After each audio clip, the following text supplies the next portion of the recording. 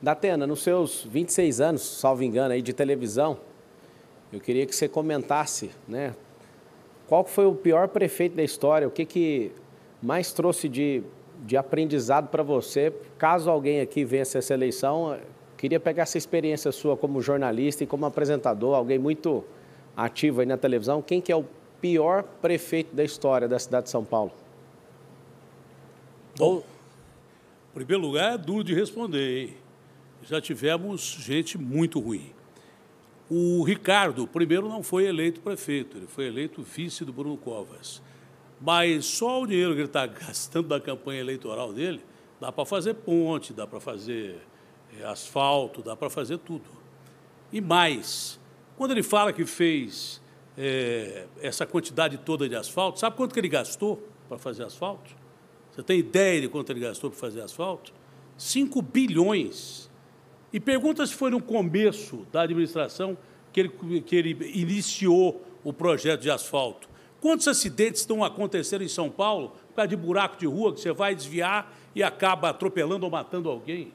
Pergunta quantas calçadas do 1.500.000 metros quadrados que ele prometeu, que o Bruno prometeu, que ele não fez, que facilita atropelamento. O Ricardo pode não ser o pior prefeito, mas ele está ali, porque está prometendo coisas que não vai cumprir.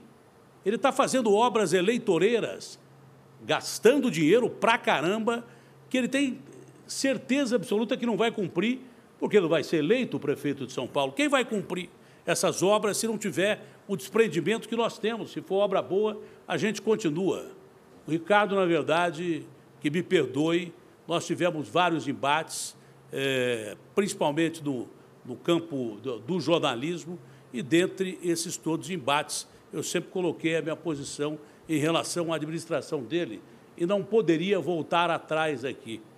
Fica dentro do campo da administração, mas o Ricardo não cumpriu, infelizmente, nem 50% do que o Bruno prometeu. Marçal. Aumento de 23% em relação a dezembro do ano passado em pessoas em situação de rua. Isso não é um direcionamento à pessoa dele, mas, de fato, ele não é o prefeito, ele é um vereador que foi colocado no cargo, e se a população quiser abençoar ele para viver mais um período e esses 12 longos anos do governo Dória, você já sabe em quem você vota. Eu fiz essa pergunta para o Datena porque eu quero corrigir uma fala minha.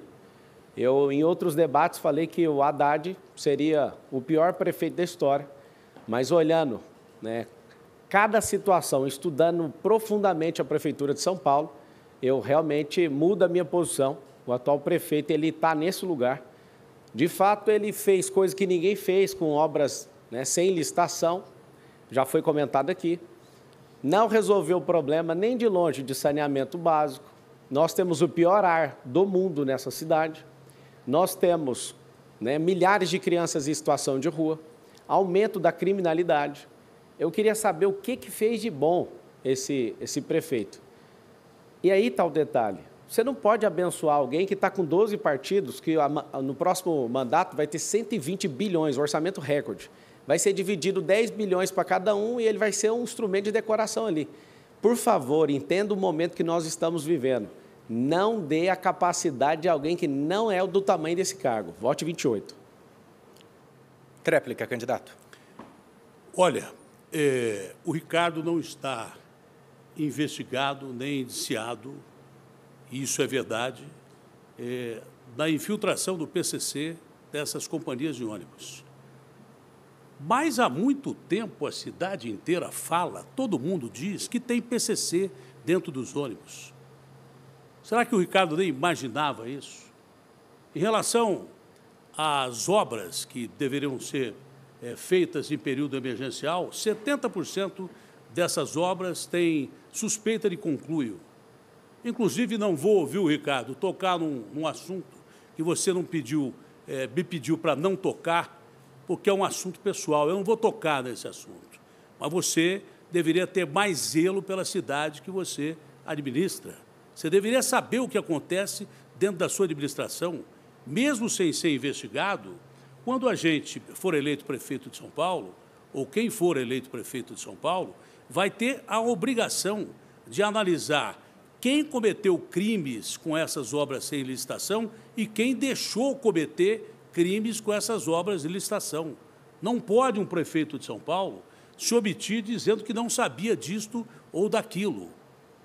Omissão é pior do que uma ação ruim.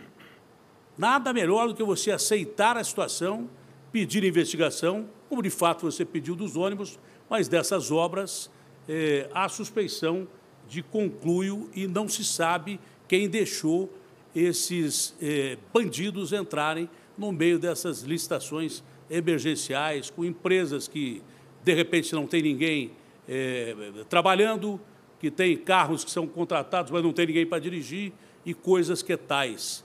Talvez sirva de exemplo para uma próxima oportunidade, se você tiver. Mas até agora não teve e dificilmente terá. Obrigado, candidatos.